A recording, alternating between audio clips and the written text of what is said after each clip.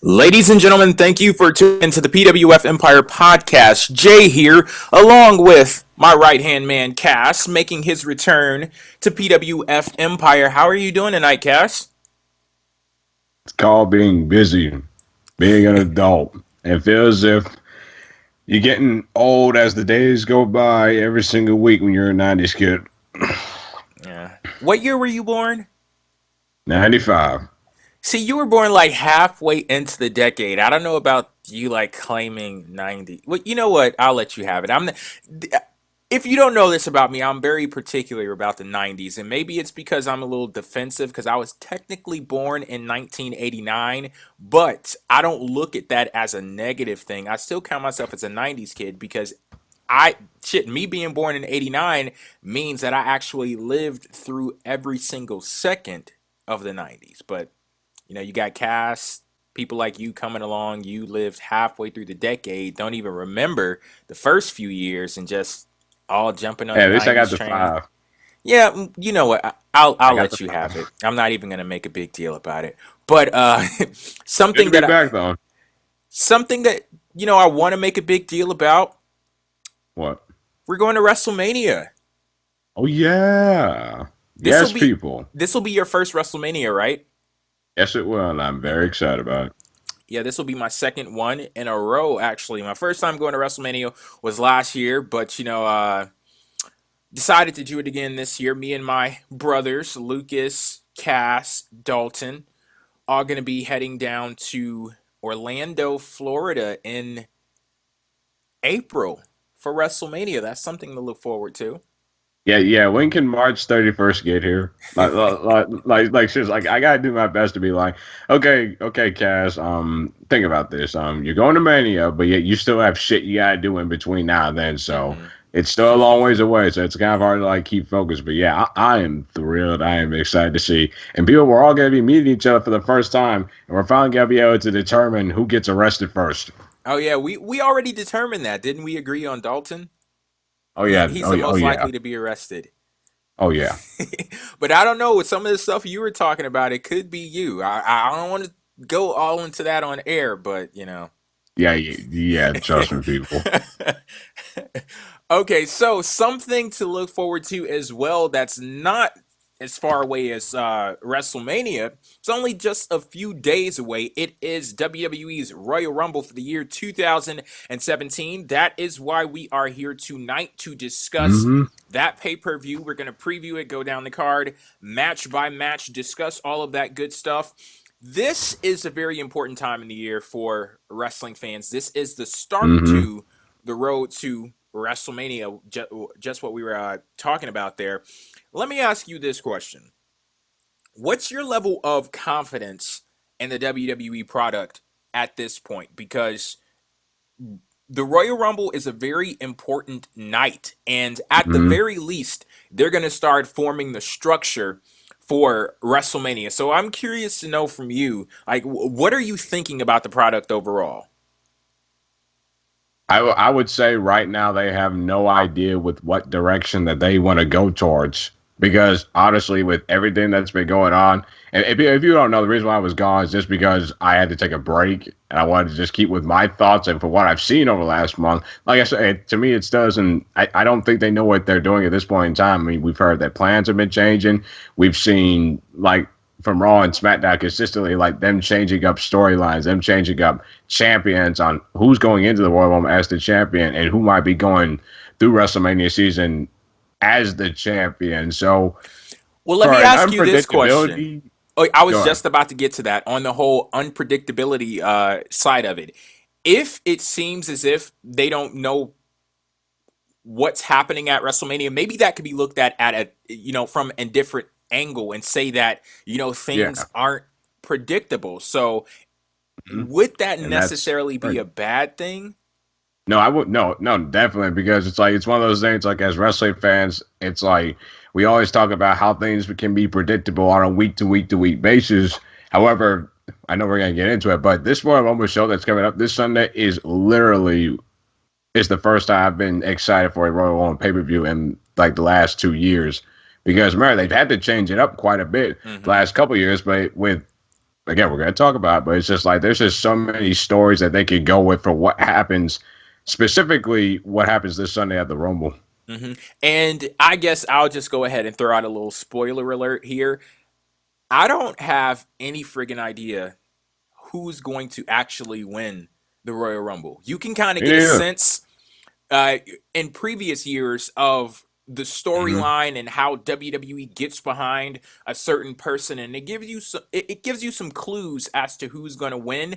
I'm not really getting that sense this year. And Hmm. another thing to add on top of that, I've been pretty detached from wrestling news websites and rumors and things like that.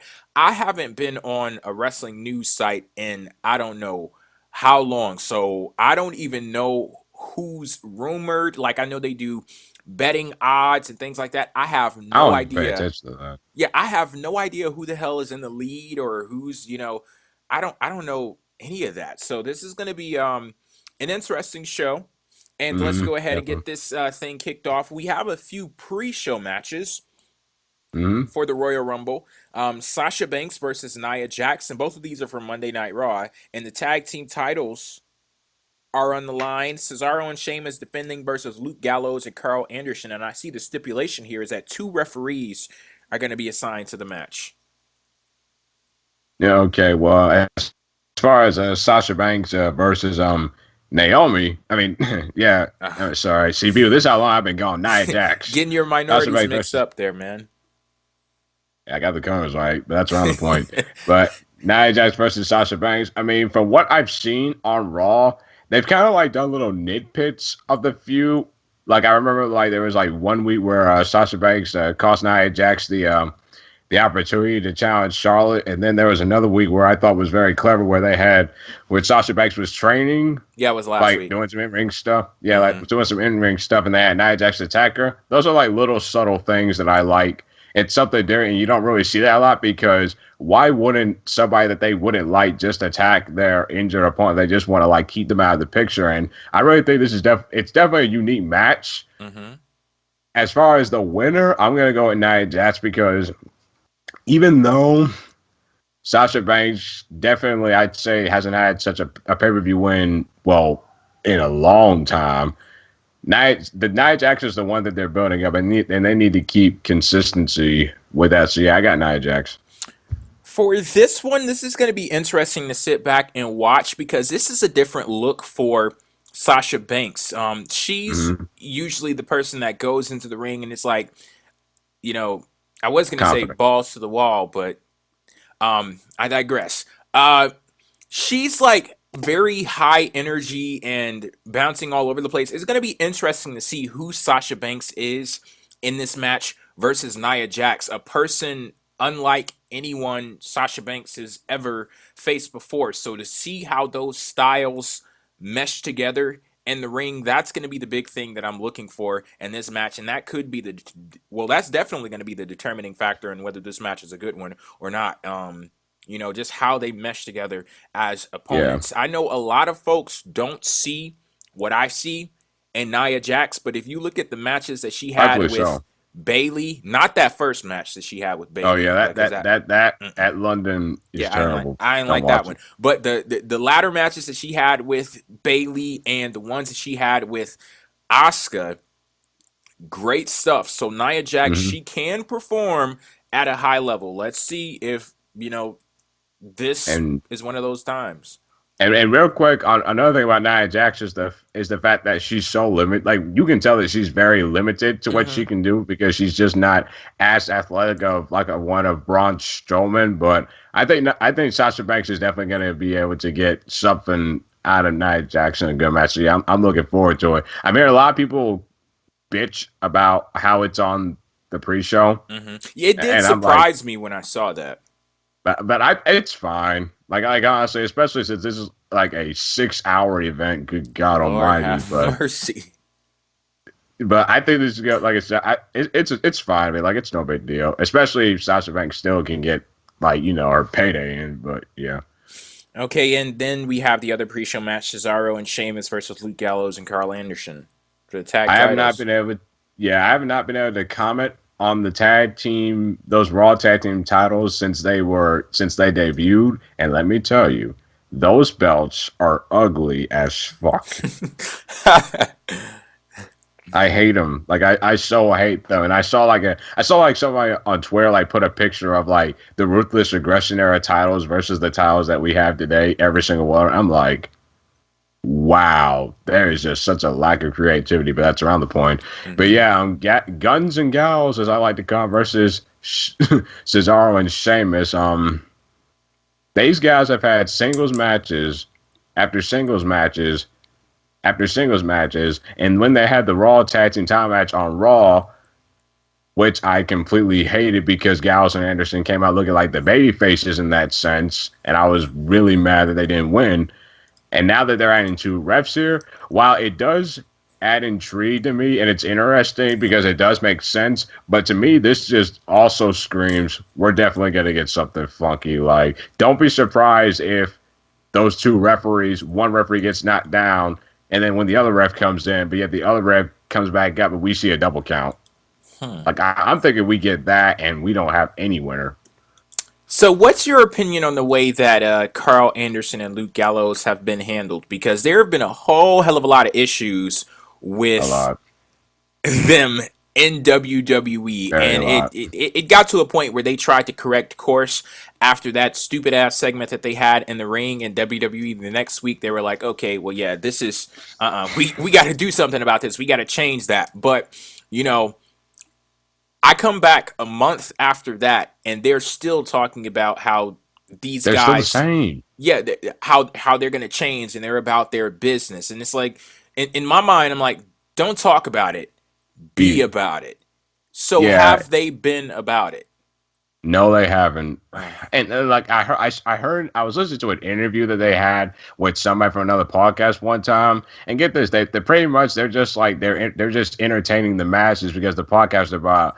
I see you guys like thinking about like every time I see it, it looks like you're closer to winning the championships, and all they just blew it off like we're just entertaining the masses. Like we're gonna get like, to me that just screams like, yeah, they don't give a damn. Yeah, it's and like they had they did the wrestling stuff in Japan. They're just here in WWE and to to me, get paid. and that just pisses me off so much because especially if you're an off air, especially when you're not even on screen and yet you say that on a podcast, that to me that you just don't care about your job. And every time I see these guys on the screen, and while I do love them from what I've seen from them when they were with New Japan, it's like this team had so much hype when they came in, and now it's like almost a year in, and it's like, what have they done? I mean, nobody wants to get, even though these guys have that Bullet Club stuff behind them, eventually nobody's going to want to get behind these guys because they talk all this mess, but all they do is lose all the time.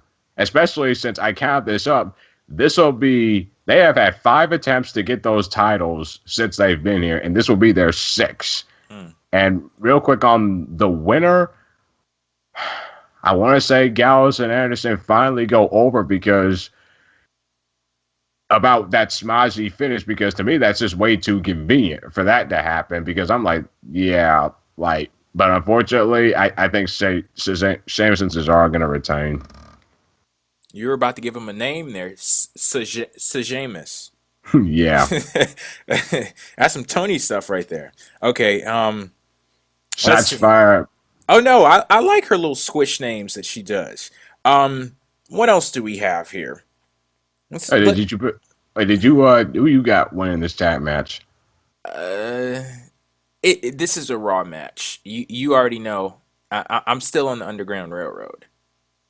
So I'm still on it, but like I keep turning back, and then no, you're not on the Underground Railroad anymore. You've gone back to the Fields, Cass. At least it's all right. I mean, I guess I went back on Monday.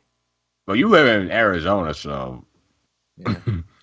Okay. So let's get the Raw stuff. Let's keep going with that trend.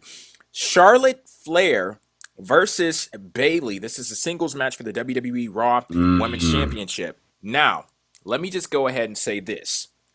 Okay. This was the first episode of Raw that I watched in a while. And a full episode? Yeah. Well, actually, okay. I watched a few weeks ago too. So I've only seen like 2 episodes of Raw in the last what Okay. 4 months. But with that being said, I haven't seen anything from this feud between Charlotte and Bayley Yeah. other than those two sit down interviews that they did with Corey That's Graves. Now I that's what I watched need to that see. and I was like, those are some damn good interviews. And I love the character of Charlotte, the attitude that she had in that interview, and I'll get to how much I loved it a little later and put it into a different context. But yeah, the attitude that she displayed in there, it was great. I loved Bayley's sit down interview as well, and I love the positioning of both characters and the narrative of this feud that this is someone who is born into the business. This is someone who has a destiny to be a champion versus someone who is a fan turned wrestler. I think that the narrative is great, but from what I was hearing from people who responded to me on Twitter when I said that, they were saying that the execution hasn't been that good. And I was like, God damn, Yeah, that's disappointing.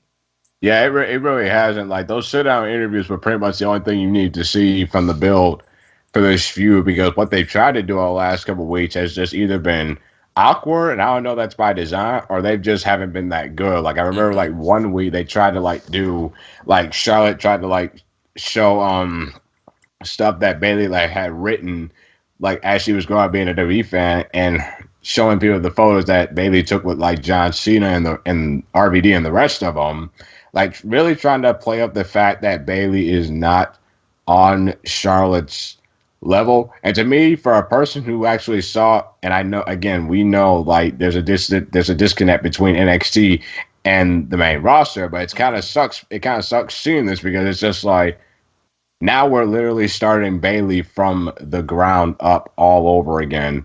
But I can tell you one thing though, it's kind of a double-edged sword because to me, if you're a hardcore wrestling fan, you might not think the bill was all that good. But if what WWE was trying to do is like target like young kids, Mm-hmm. and they probably thought this bill was great, and they're looking forward to it. See, I actually believe that they needed to start Bayley from the ground up because I didn't like how they brought her in. They brought her in as if she was this big star and she was Yeah, the Jets are cool with her. basically basically going straight for Charlotte. Now, I understand that yes, Bayley is a big star, but her character is unique in a sense that there are certain elements that need to stay with her, that they need to continue pushing that, and to have her beat Charlotte early on in her, career up on the main roster, I didn't like what they were doing right there. So I'm glad that they have taken a step back. And like I said, I can't comment too much on the execution of it because I haven't been there to witness all of it. Mm. But at the very least, I'm glad to see that, at least they realized that we had to do something a little bit different with Bayley. Now, Yeah, yeah, and the thing is, it's just like we know Charlotte and Bayley are not that good. They're not the best mic workers, mm-hmm, especially when like if you actually go back and you see some of the stuff that they were doing live on Raw, it's definitely not that good. So sit down interviews, like 9 out of 10 times we've seen these sit down interviews, they're just calm, they're pre-recorded, like they're taped, and you can like do a redo over and over again. So and I'm glad they don't like do that for every single feud.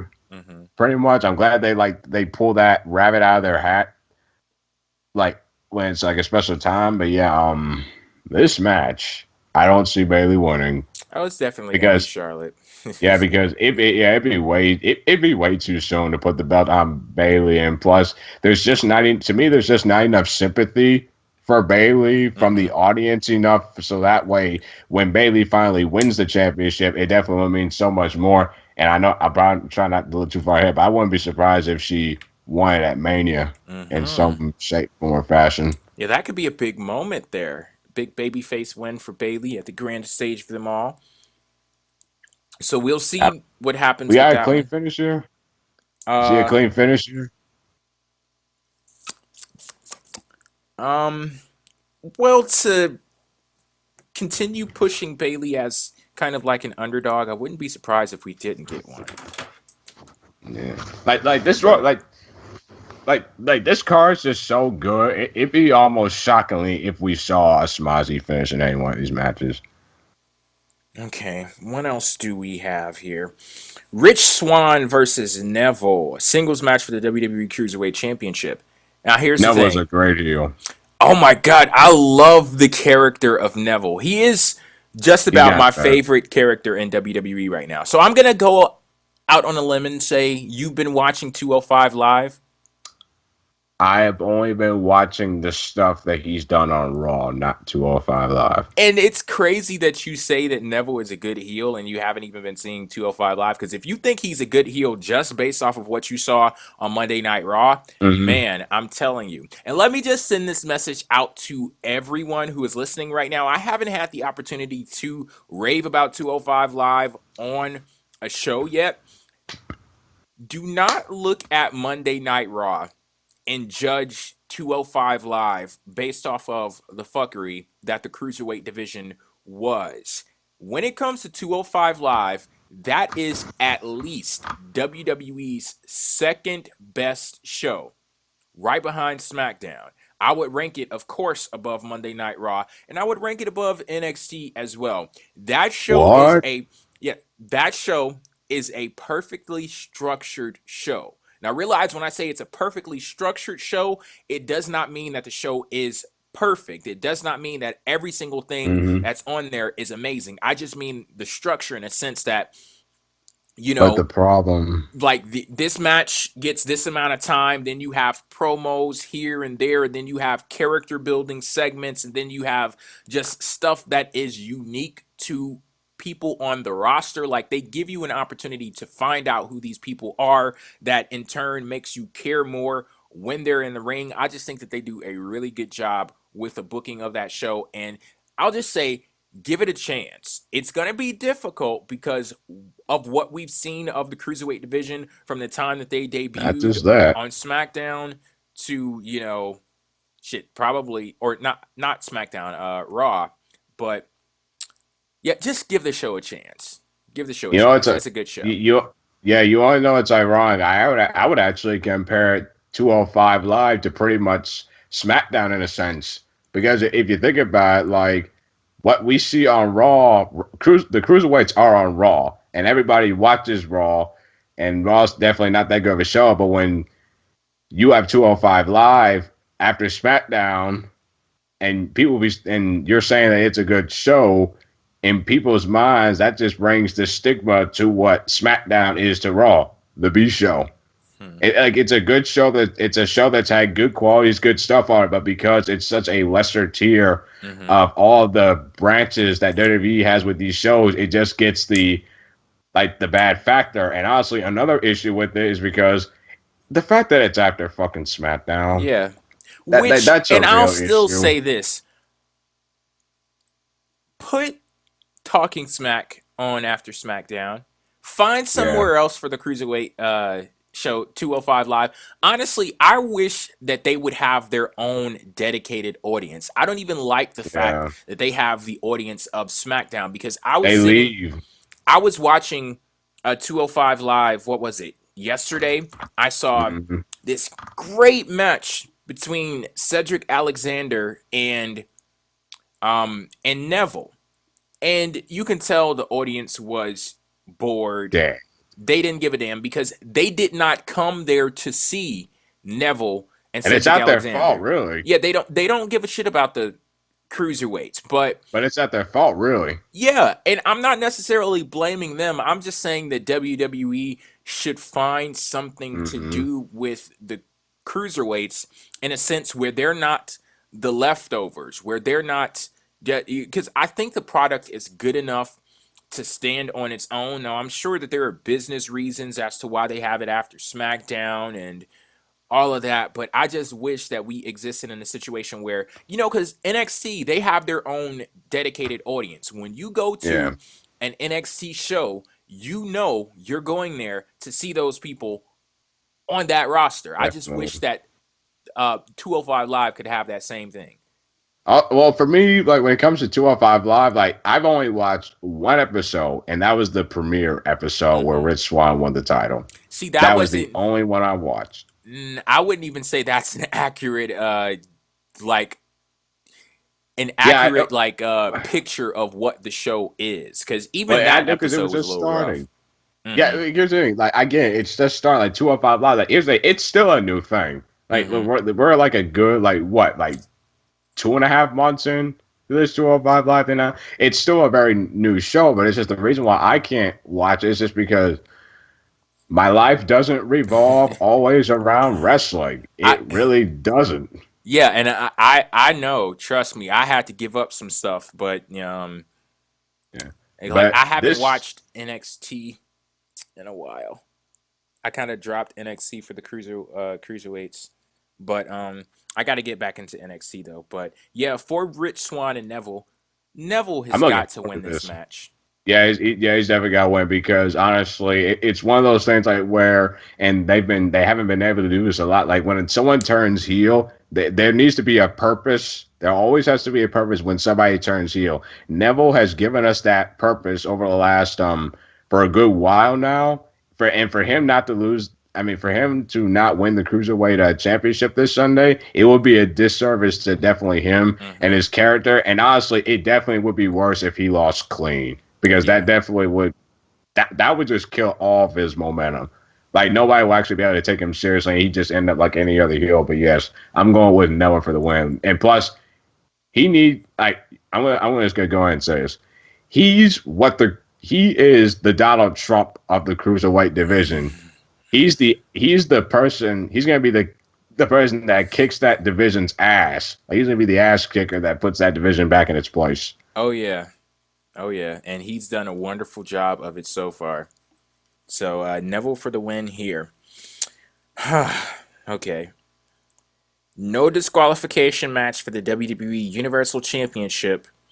Kevin Owens versus Roman Reigns with Chris Jericho suspended above the ring in a shark cage.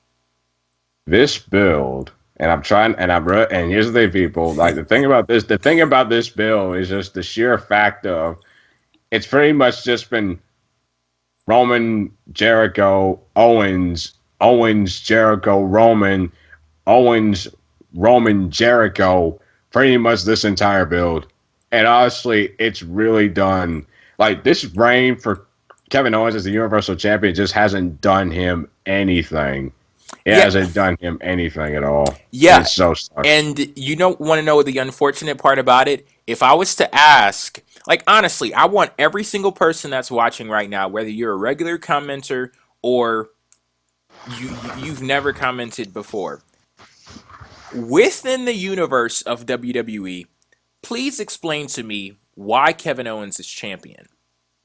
And I'm not Mm, talking about Kevin Steen or whatever his real name is. Like yeah, separate that. I don't give a Separate rat that. like well he's talented and he spent so many years on the indie scene and he Don't finally got matter. his opportunity in WWE Don't and they matter. realize how talented he is. I don't give a rat's ass. I'm talking about the There you go. character of Kevin Owens within the universe of WWE. If you look at that match that he had, that fatal four-way where he won that championship, tell me why Kevin Owens is the champion. I can go Because he's a down a Triple H list of guy. I can go down a list of champions in WWE and I can give you storyline reasons that have implications on their characters as to, I can give you those reasons why they're the champion.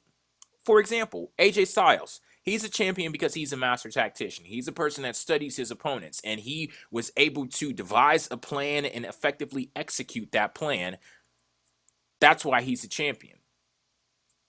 Kevin Owens, Yeah. I don't know. And well, you know what? I do know because his name is Triple not H. Seth Rollins. Because Triple H hates him less than he hates Roman Reigns and Seth Rollins. That's why Kevin Owens is a champion. You That's know, not it's good enough funny. for me. Yeah, and someone said in the chat, Kevin Owens is a champ because they didn't want to put the title on Reigns at that moment in time. I mean, honestly, they really didn't have any choice at that time if you think about it. But I mean, like here's the thing: this is what kills me is the fact that people think Owens is over. No, he's not over. Like they think he's over just because Jericho is right there. That's not the same. That's not the same thing. Like Kevin Owens honestly should be thanking Jericho for at least keeping him, like giving him some kind of substance to this reign, because Giving this him the reign is illusion of honestly, overness. yeah. Like, but even though they are great together, I do give them that. Like they really are. But it's just like Jericho's aura just completely overshadows anything what Kevin Owens does and what he means to that belt. Hmm. And you know what? This is the one thing that's always killed me with Kevin Owens. I like him, but this is just one thing that's always killed me with him. The fact when he wins the championship, it's he carries it and then he acts like he that's important to him. But when he loses it, that's when he turns it up. And I'm like, that's always been with him with his championship reigns, whether it be the NXT title, the IC title, or even the Universal Championship. But yeah, as far as like reigns, like why are you like I've seen it. They kicked off Raw with this dude twice in the opening segment. And they have just been feeding him corny beginning lines that you would probably find out of the WWE 2K17 video game, trying to cut those terrible promos, and actually took a picture like the only way Reigns gets over is when the crowd says "shut your mouth." but but yeah, I just honestly do not know what to say about this Universal Championship because. And honestly, if you think about it, there really hasn't been much emphasis put on the championship itself between Owens and Reigns. And obviously, and here's the thing, what they've been doing is the fact that, like, I feel as if the United States Championship has had more in this than the Universal Championship. And the whole cage stipulation, I think they're doing it just because of advertisement reasons. Like that, I think it was like that toy that they had that come out a couple months ago. Hmm. And then they just had to use the cage for something. And now that we know that this match is going to be no disqualification, it won't surprise me if someone costs Reigns the match and then that sets up his feud for Mania. And I think it's going to be Braun. I honestly, for me, I never even considered Kevin Owens holding the Universal Championship after the Royal Rumble Yeah. because in my mind, I'm expecting WWE to finally get serious about the title. Because let's go ahead and call a spade a spade. Kevin Owens is not a serious champion. The Universal Championship isn't even a serious title. It's been leapfrogged Mm-hmm. by the Raw Women's Championship. But the thing is, I guess if their intent is to maintain the status quo, then why not keep Kevin Owens with the title? But then again, WWE loves to pull an old switcheroo where you have the character of Kevin Owens, he exists in a certain way, and then as we get on the road to WrestleMania, oh, now it's time to start getting serious. Like I That said, could that's what they with possibly all his be Reigns. what they do this time around. But I'm hearing a lot of people say that they want to see Kevin Owens versus Chris Jericho for the title at Mania. Because if we've seen it, like to me, it just looks way too convenient for. Because remember, they teased us a lot leading into the Roadblock pay per view last month mhm. on the Kevin Owens Jericho dissension. It would feel for me. It would feel weird if that was their direction of going into Mania with Jericho versus Owens for the championship. But yeah, but as far as this match this Sunday, it's gonna be a good match. I really do think it is, but Yeah, I got Reigns winning yeah, I'm gonna go because with I just Reigns too. I don't see where Owens goes. And honestly, if he does leave at the Universal Championship, I think he'll defend it against Goldberg at Fastlane. See, I didn't even think about Fastlane because I'm thinking whoever wins at the Royal Rumble is going to be going into Right. WrestleMania as champion. I But you know don't. how they do it. Yeah, I don't want to see Kevin Owens with the championship. I want to see a serious champion. I want to see WWE finally decide to do something with that damn championship. And I'm Is sorry. Reigns gonna be the one? Because the crowd isn't like I'm blocked. I've been blocked the crowd because Yeah, honestly, people Reigns is not that bad. Like he really isn't. But just give the championship to Reigns because at least we know we'll get something out of Reigns with that championship. Yeah. And watch Kevin Owens get all seriousness if he loses it. But yeah. Okay, let's jump over to SmackDown now. This match was Hey, made pretty recently. Becky Lynch, Nikki Bella, and Naomi versus Alexa Bliss, Mickie James, and Natalya. 6-woman tag team match. this is gonna be on the pre-show from what I gathered. Yeah, this is well, actually no. This is on the main card. Yeah, this is never mind. This is on the main card. I got my matches mixed up. Yeah, it sounds like a But pre-show match though. but it's gonna be on the main card, which I'm fine with. I'm fine with it being on the main card because it's got, like I said, it's a 4-hour event when we watch the show. So this is like a good little something that showcases the SmackDown Women's Division, which, by the way, people, is the better women's division of the two brands, even though people don't want to admit it. But I mean, they got Mickie James now. That's good. oh yeah, let's talk about that. I watched, and Jay, I'm pretty sure you watched that Mickie James finally make her re-debut on the main roster. Of course, we saw her make a in-ring return at TakeOver Toronto back in November. Seeing Mickie James back definitely was good. I know a lot of people like to discredit her TNA run as Mickie James, which Jay, I don't think you saw as much, but she did fine at TNA. But it's definitely good to see Mickie James back in WWE. Already, her presence adds so much importance to that SmackDown women's division. Not like it didn't have much importance to begin with, but this just adds the level. Like, even just with her, already makes the SmackDown's women's division even greater than the Raw women's division by far. And the promo that she cut, like, what was up with the crowd wanting her? Like, I seriously don't know what that was. I can't stand what chance. chants. Like, I really can't. Like, she was fine. And honestly, like, seriously, like, she did fine. And honestly, from what I heard, like, all that was true. Mm-hmm. All of it was true. Like, she definitely was one of the women under the D word era that, yeah, we're not mentioning that anymore. Yeah, she was some of the few women under the D word era that actually cared about putting on good matches, like with her, Melina, Beth Phoenix, Michelle McCool. Yeah, Michelle McCool, definitely. It's just like everybody's just played up the fact of how this women's revolution started with the Four Horsewomen when in reality it really didn't. Like, go back and watch WrestleMania 22, Trish Stratus versus Mickie James for the women's championship. Yeah, it was great that she brought that up because that's something that WWE hasn't really played up, to have someone come back from a past era in WWE. Like, hold on, like, I'm gonna need you to quiet down with all of that BS you're talking. You're acting like you invented women's wrestling. Let me, speak some facts. I'm glad somebody called her out. I'm glad that somebody at least called them out on that.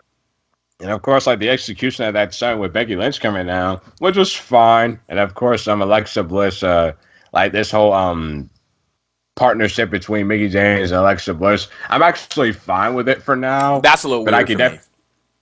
Because I'm fine with it, but I agree with you, Dave, because it's like, why should somebody of the caliber of Mickie James, quote unquote, be a lackey to somebody of a young generation like Alexa Bliss? And it came to me.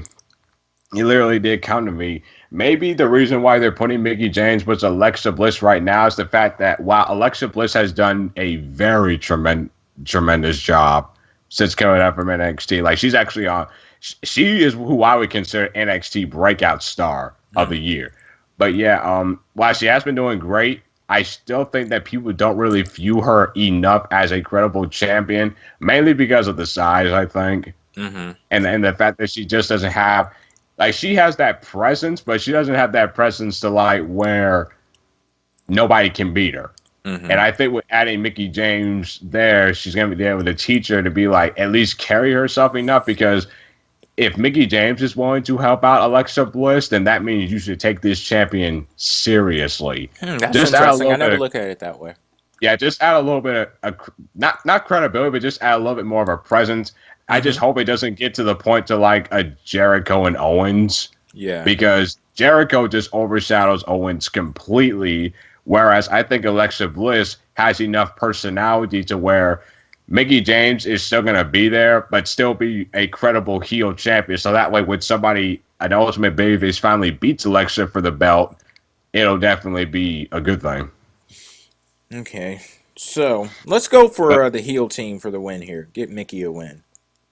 I'm actually going to go with the face team, Hmm. because I don't know if you saw, they actually teased the Naomi Alexa Bliss stuff last night. Yeah. So I think they're going towards a program between those two, which honestly makes me cringe a bit, because those matches last year were not that good.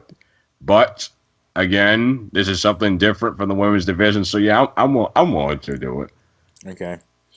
What else do we have? Of course, WWE Championship match. Mhm. AJ Styles versus John Cena. Can I just say how refreshing it is to have AJ Styles out of the orbit of James Ellsworth, and You B, mean the no chin douchebag? yes, that guy, and to also have John Cena back on SmackDown. I Oh fucking yeah. love that guy. I don't give a damn what anybody has to say about John Cena. That's my homie. That's my homeboy. Oh yeah. Like, he's been. I would definitely say, since Cena's return last month, that's definitely add more of importance to watching SmackDown, because Hmm. we all know they definitely were lacking in the main event scene a bit. A bit. Because like, yeah, oh yeah, okay, quite a lot, because there's not that many main eventers there. Real quick, did you happen to see the Cena versus Corbin match from a couple weeks ago? Yes. Boy, was that a stinker of it. I was a little disappointed by that match, and I was very excited about it too. But it wasn't that it wasn't as big. It didn't feel as big as I thought it was gonna be. Plus, with John Cena getting the clean victory there, Yeah, I I was saw a a little lot of people surprised by bitching. that too. But then it's like, okay, well, that's motherfucking John Cena right there. So yeah, I Oh, had to let's go remember ahead. that. Yeah. Oh, let's go ahead and talk about this. Romeo Barnes in the chat. He's said that he hated the promo from Cena, whereas someone else is saying Cena's last three promos have been good, but last night's felt a little air, but overall it was very good. My view on that promo from last night was, this guy is a egotistical, Mm-hmm. rainbow wearing, whitest as white meat baby face son of a bitch. See, he seemed a little. He was like, well, I wasn't gonna say little. He was a whole hell of a lot egotistical, territorial, cocky, Yes. and I loved it. And I it, think it's by design though. yeah, it definitely has to be. Now that whole interview that he did on, well, I he, hated that I though. don't think it was an interview. He was probably like the co-host or something like that. No, see, I loved it because of No, the I hated platform that. that it provided AJ Styles with. And I was thinking It in didn't my provide head, him any platform.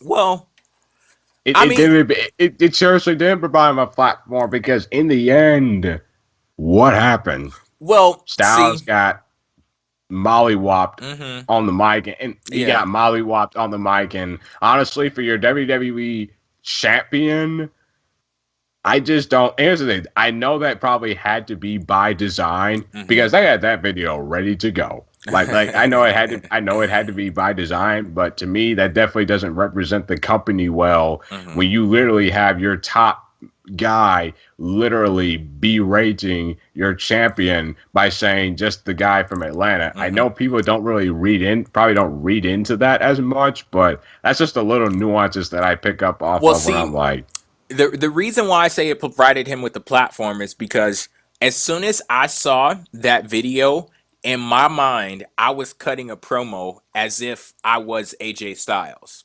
Like I was thinking of all of the things that I would have said to John Cena. I guess I do have to acknowledge the fact that it didn't turn out the way that I envisioned it on air because Yeah, like yeah, go wasn't John Cena the one that like dropped the bomb? Like he dropped the mic and then hmm and here's the thing, and I was also looking at this from this perspective.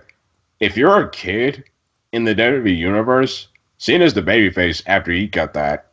But if you're a hardcore fan and you actually know what's going on, mm-hmm. Cena's the heel and Styles is the babyface. See, Like it's such a weird dynamic. Like it really is. And my overall thoughts on the promo, I also didn't think while the delivery was great, I couldn't help but just really think like, wow, I'm actually supposed to be cool with John Cena, but yeah, you just completely discredit all of AJ's accomplishments outside of WWE. And here's the thing, I actually thought of this realistically, kayfabe wise, if you think about it, a guy like John Cena on his level really shouldn't give a damn what AJ Styles has done on the indie scene because he pretty much explained it what he did in that promo last night, but it just came off. It kind of came off offensive to me. I'm yeah, not he gonna was lie, a it came dick. off a He little bit. definitely Yeah. was.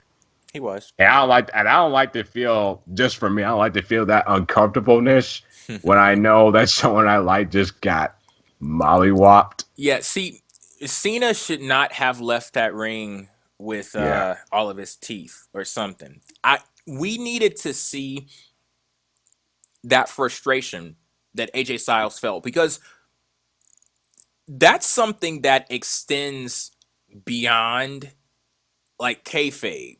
Of Yeah. course, John Cena was joking on the Today Show when he was talking about this guy from Atlanta, but that's some real stuff. Like I know who was it? Al Roker and Tamron Hall. They don't know who the hell AJ And that just Styles shows is for that they don't real. watch the show. Yeah, That just shows they don't care.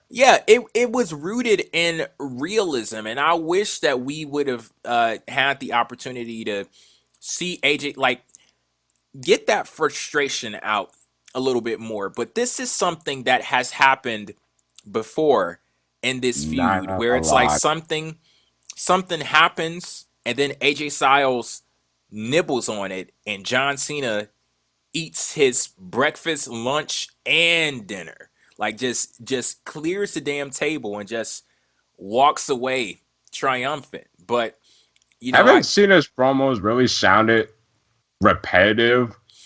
I don't know. I don't like repetitive because for me, it's like when I heard that promo that he cut last night, while it was good, it Mhm. felt as if he was still saying some of the same words, just like rewording all of different sentences. But like I said, that doesn't mean that the promo was bad. Well, here's the But thing though.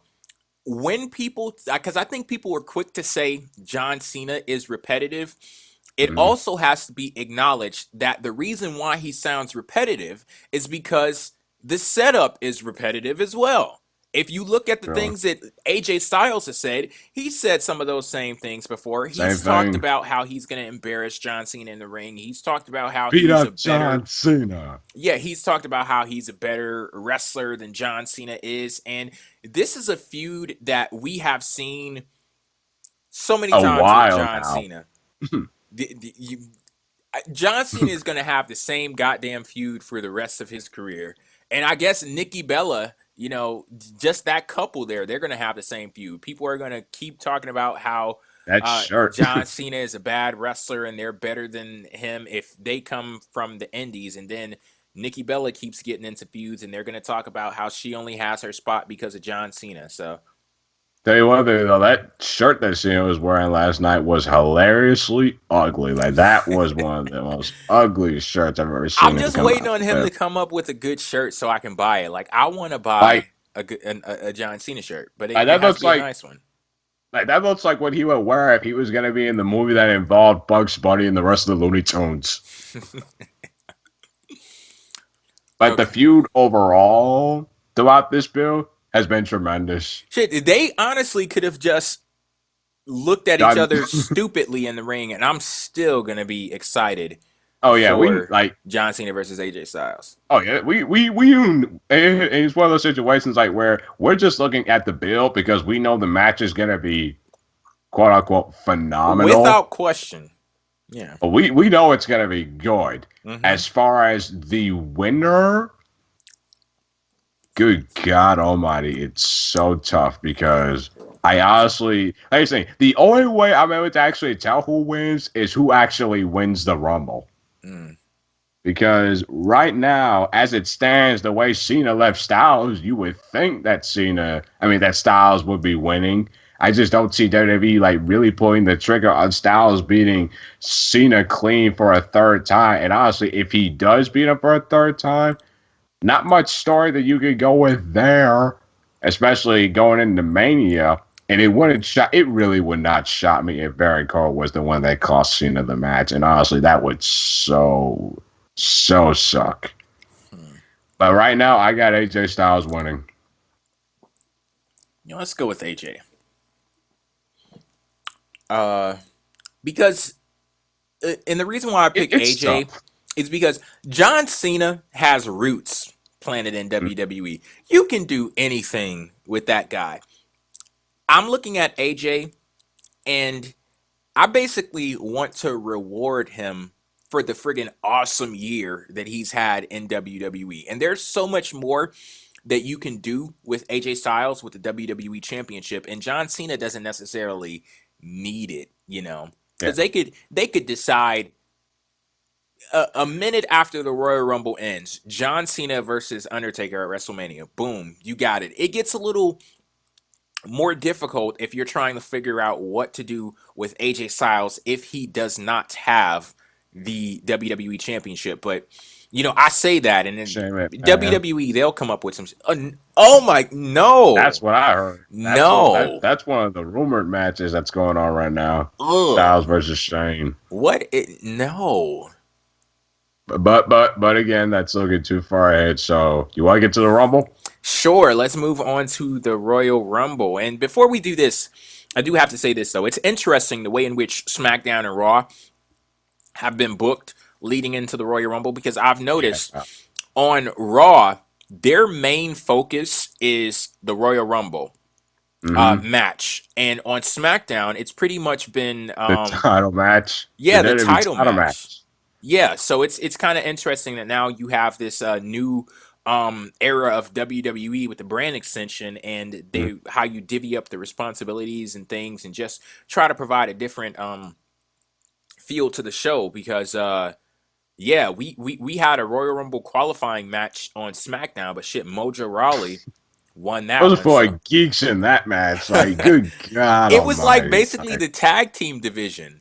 versus the one singles guy. Like, who is gonna win? Like, who's gonna win this? And of course, we know it's Mojo freaking Rawley. Hmm. But But yeah, on the Monday Night Royal Rumble Raw, match, they've been all in with the Royal Rumble, getting definitely I was gonna say getting a little help, but a whole hell of a lot of help from three the guys. Undertaker, Goldberg, and Brock And, Lesnar. And when the show closed out with those three just staring at each other in the ring,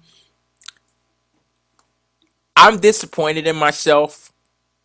But you know what? I'm not even going to say I'm disappointed in myself. WWE, they are enablers. They enabled me to arrive at this point. I looked at that ending segment, and not only was I like, I wouldn't mind if one of these guys won the Royal Rumble, I was like, you know what? Do it. Do it. I think it's every Taker, to be honest with you. And that would have been the person, like, if I had to narrow it down to just one and make a decision, Undertaker would have been the person that I went with. I don't know why. Well, I guess I do know why, because the way that I see it right now, Goldberg and Brock Lesnar, that's a go for Yeah. WrestleMania. Like as far as like the build for the Royal Rumble match itself, I think it's definitely been good for what I've seen. Because like, and Jay, you're right. You are absolutely right. Like they really haven't played up as much on SmackDown. It's pretty much just been on SmackDown. Like, okay, Dean's in the Rumble, Miz is in the Rumble, Mm-hmm. this guy's in the Rumble, this guy's in the Rumble. Raw's kind of done the same thing, but at least there are more top guys on Raw that are going to be in the Rumble than the top guys on SmackDown, pretty much, which is why it probably feels more important. Like you got, again, Undertaker, Goldberg, and Lesnar.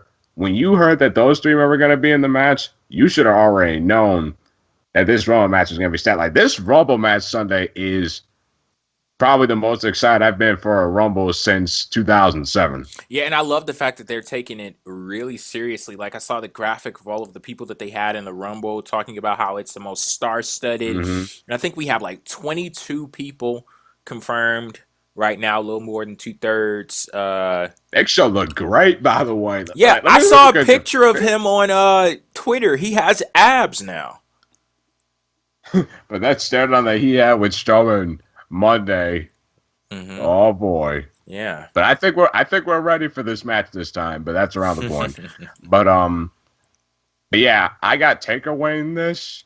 Oh, real quick, let's talk about the Seth Rollins, Sami Zayn stuff. Did you see that? Yeah. Tremendous match. Great match. Very good. A match that had stakes. Yep. That involved the Rumble match.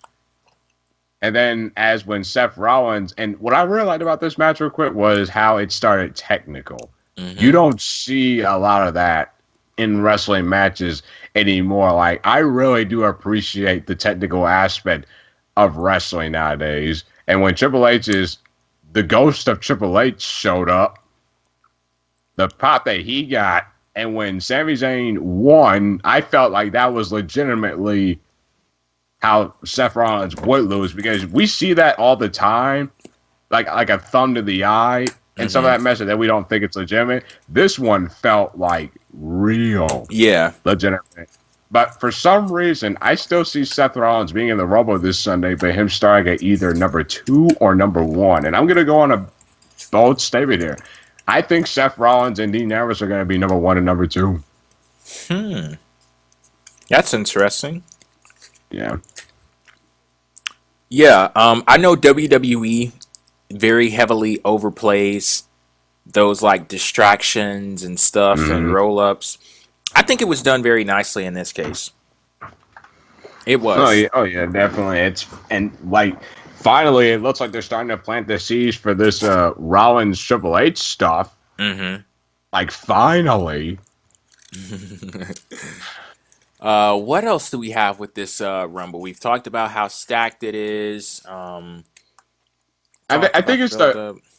think the fact that this, like, we went through this whole card, and I mean, a lot of people say that this is probably this is one of the most unpredictable Royal Rumbles in a while, and I would actually say agree, because I mentioned this on the top of the show that there's just so many aspects, there's so many stories that they could go with. Like, if Goldberg were to win the Rumble, he could challenge for the Universal Championship against Kevin Owens if it got to that point, even though I know not a lot of you are big on that. If Brock Lesnar wins and Goldberg somehow wins the championship, it could be for the title. And if Taker wins, it could be either Cena versus Taker or Styles versus Taker, or Taker versus anybody from Raw. Mm-hmm. And if anybody from, I also think somebody from Raw is winning it, but I'm going to go with Taker because he's the odds-on guy. But don't be surprised if a Raw superstar wins that damn thing.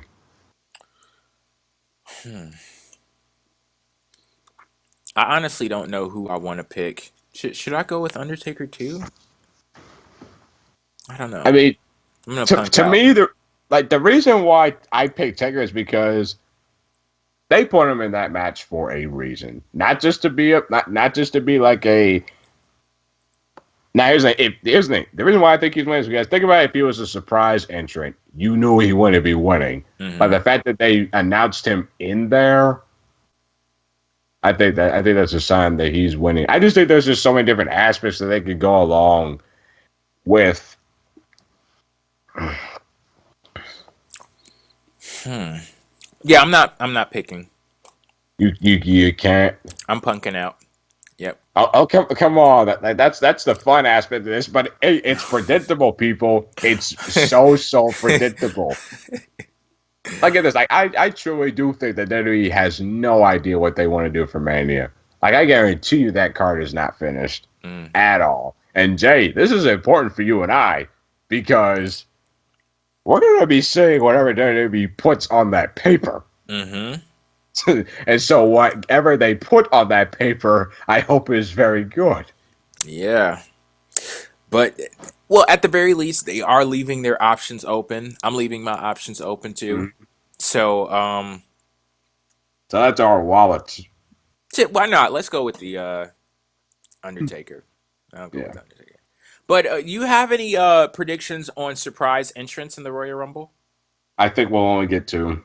And I think it's going to be Joe and Ty Dillinger. Hmm.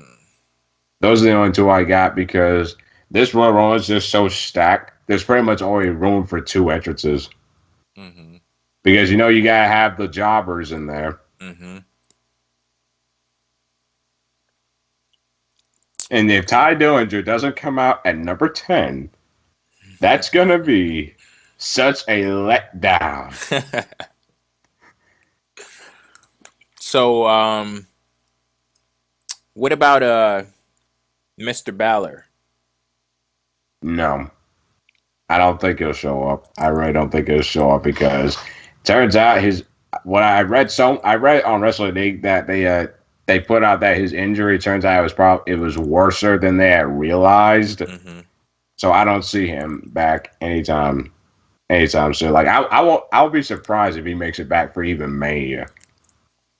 He should go talk to John Cena's doctor. Dude, God Almighty. Yeah, that dude always comes back early from injury. But yeah. Anything else to say before we head off air? Oh, Takeover. yeah, I haven't been keeping up with NXT, so I got you. But wait. Somebody else brought up in the chat, Kurt Angle. Oh yeah, he is going into the Hall of Fame. But Oh yeah. from what I heard though, I guess he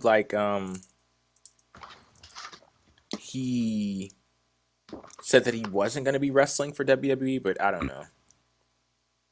Yes, but Rusev and Lana have been poking at Angle for weeks now. And WWE has even actually taken the liberty. I've put that on their YouTube page. That's interesting. Huh. Okay, well, I do have something before we go off air. Since this is Royal Rumble time, tomorrow on PWFempire.com and also the YouTube channel, it will be the third episode of Last Mark Standing, and it's going to be Royal Rumble themed. And I'll go ahead and give you guys a little preview as to what to expect. The three questions that we have. Number one, who's the worst winner of the Royal Rumble of all time? Number two, if you were able to book a fictional character as a surprise entrant in the Royal Rumble, who would that character be? And the third and final question, who should win the 2017 Royal Rumble? I got to let you guys know, this is a really, really, really good show. Hopefully you guys are looking forward to it, and it'll be up maybe in the... Actually, I can upload it in the morning. I don't know if I'm going to upload it in the morning, but just know that it's going to be up Thursday. Just be on the lookout for that. Anything else? Cass? It's good to be back. Yes, good to have you back. Oh yeah, definitely. Like it's gonna be a fun weekend to be a wrestling fan. Like it really is. Mm-hmm. Alrighty, well, thank you all for tuning in to PWF Empire, and we'll catch you later. Peace. Later days.